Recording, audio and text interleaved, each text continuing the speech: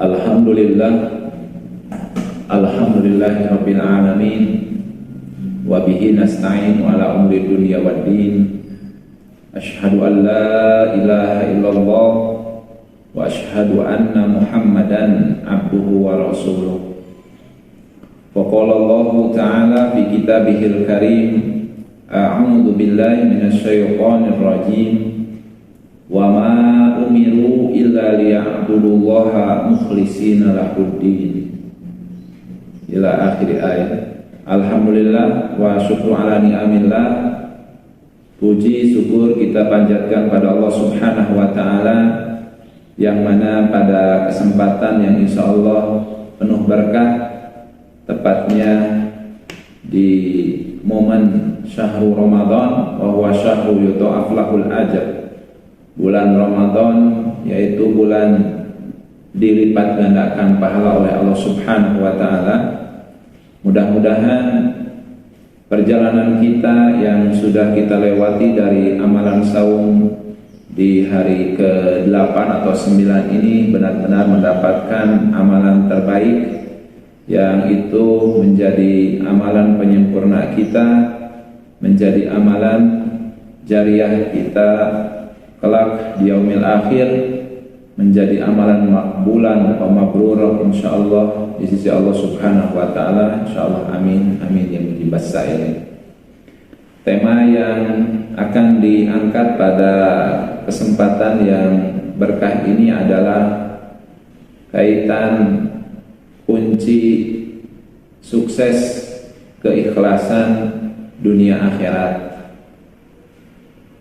Di dalam hadis yang itu disampaikan oleh Nabi kita, Nabi Muhammad SAW, bahwa belajar ikhlas sebagai kunci kesuksesan dunia akhirat, itu ada riwayat yang sampai kepada kita dari Abu Hurairah, anna Nabiyya sallallahu alaihi wasallam yaqul, man shoma ramadhana imanan wa ihtisaban ghufira lahu ma taqaddama min dzambi.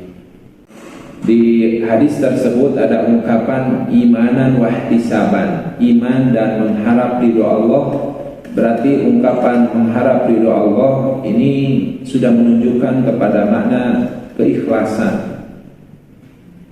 Dan Allah pula kemudian menyampaikan di dalam salah satu hadis qudsinya, kullu amal bani Adam lahu illa siyam. Seluruh amalan anak Adam itu pahala untuk dirinya kecuali amalan saum. Fa innahu li wa ana ajzi'u bi. Amalan saum itu adalah untuk aku dan aku pula yang akan membalas kebaikan-kebaikannya. Nah, berdasarkan dua hadis tersebut, ternyata ikhlas adalah asas setiap amal, asas pondasi bahwa seluruh amalan kita saat ini, khususnya di bulan Ramadan, dari amalan qiyamut tarawih, amalan memperbanyak membaca Al-Quran, amalan sedekah, silaturahim kita saat ini, itu semuanya harus didasarkan kepada makna keikhlasan mengharap ridho Allah. Karena dua syarat ibadah kita diterima oleh Allah itu adalah akhlasahu wa aswabahu, ikhlas dan benar di dalam menunaikannya. Yang kedua yaitu ittiba atau iktida li sunnati nabiyhi, dan yang kedua syaratnya itu adalah bersesuaian dengan contoh sunnah dari Nabi kita, Nabi Muhammad SAW. Dan tadi sudah disampaikan bahwa Allah Subhanahu wa ta'ala menyiratkan pesan ini atau makna ikhlas ini, ada salah satunya di dalam surat Al-Bayyinah ayat 5, yaitu ungkapan a'udzu billahi minasyaitonir rajim, wa ma umiru illa liya'budullaha mukhlishina lahuddin. Dan mereka tidak disuruh kecuali supaya menyembah kepada Allah dengan memurnikan ketauhidan atau ketaatannya kepada Allah Subhanahu wa ta'ala. Jadi di sana ada ungkapan mukhlis. Ikhlas itu sekali lagi adalah dasar atau pokok pondasi yang memang harus ada di dalam diri setiap muslim. Para ahli tafsir kemudian memberikan pemaknaan ikhlas ini, bahwa ikhlas menurut bahasa itu adalah membersihkan. Dan menurut istilah berarti di sini adalah beribadah hanya kepada Allah Subhanahu wa taala, tidak beribadah kepada yang lain-lainnya. Jadi tadi sudah disampaikan akhlasahu wa aswabahu, ikhlas dan benar di dalam beribadah, inilah yang akan menyelamatkan amalan kita, dan insya Allah Allah pula lah yang akan menjadikan amalan itu menjadi amalan yang sempurna dengan memaknai makna makbul dan mabrur. Ya, makbul itu diterima dan mabrur itu maknanya benar-benar ada dalam ridho Allah Subhanahu wa taala. Kemudian ada pertanyaan, bagaimana kemudian ikhlas ini, apakah memang harus dipaksa atau mengalir seperti itu saja? Ternyata keikhlasan itu sesuatu yang memang harus dipaksa. Karena apa? Karena ikhlas tadi artinya adalah membersihkan. Jadi bukan bersih begitu. Jadi membersihkan ini berarti membersihkan itu perlu usaha, seperti kita membersihkan rumah, membersihkan kaca. Bagaimana rumah atau kaca itu bisa bersih? Karena memang ada usaha untuk membersihkan kaca tersebut dengan kanebo atau dan lain sebagainya. Maka ketika amalan ini pun ingin benar-benar sempurna, terutama di bulan Ramadan, kita harus memaksakan diri, berusaha dengan maksimal untuk bisa menyempurnakan amalan tersebut. Nah, maka ikhwan fillah, jamaah kultum yang dirahmati Allah Subhanahu wa taala, oleh karenanya kenapa kemudian ikhlas ini dituntut oleh kita sebagai muslim atau mukmin? Karena ternyata terkadang amalan itu menjadi haba mansura, menjadi amalan yang seperti buih yang tidak berfaedah.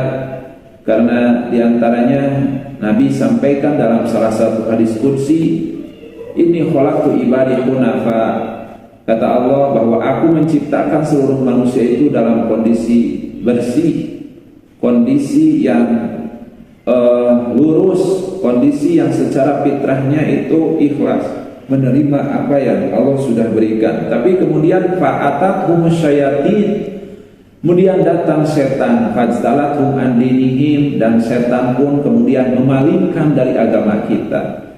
Dari datangnya setan kemudian memalingkan dari agama kita sebagai agama Islam, maka ditambah pula hawa nafsu yang itu terus menggoda kita, maka terkadang amalan ini menjadi tidak ada faidahnya atau fadilahnya di sisi Allah.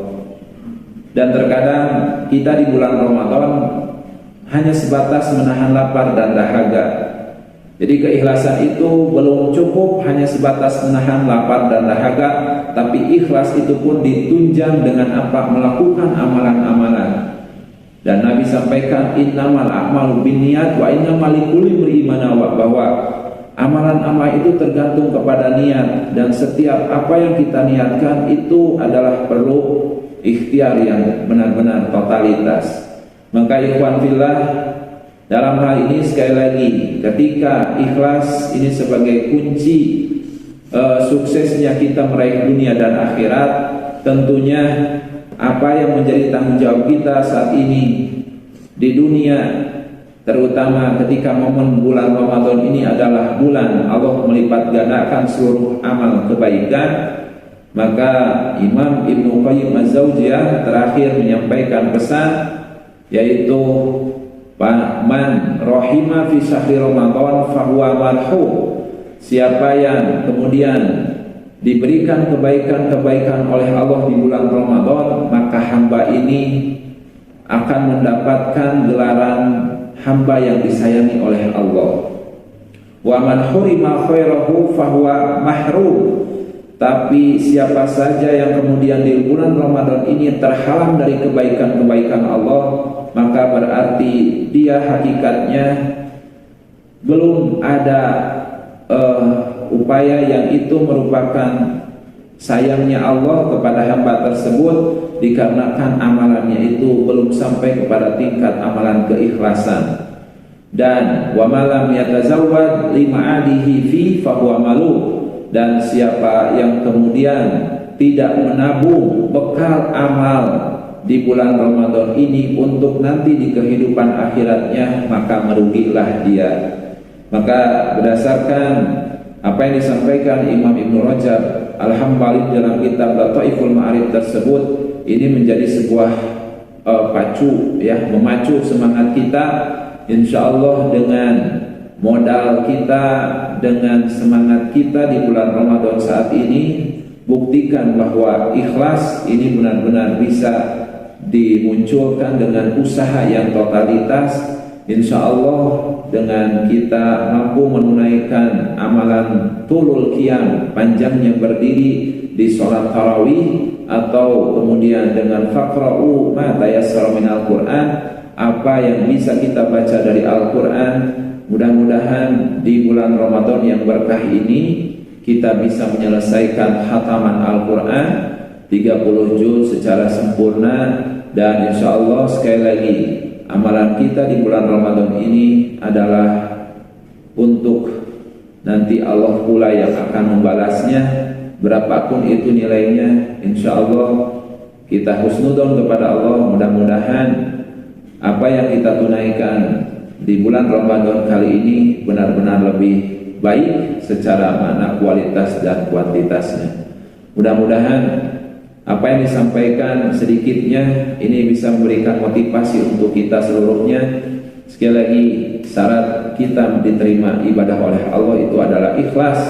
Perjuangkan keikhlasan ini, jangan sampai memunculkan makna riya, karena itu pula yang akan menjadikan amal kita tidak berfaedah. Mudah-mudahan apa yang disampaikan ada manfaatnya, khususnya saya yang menyampaikan, bagi ikhwan fillah yang hadir di program kami di kajian yang insya Allah mudah-mudahan ini memberikan manfaat.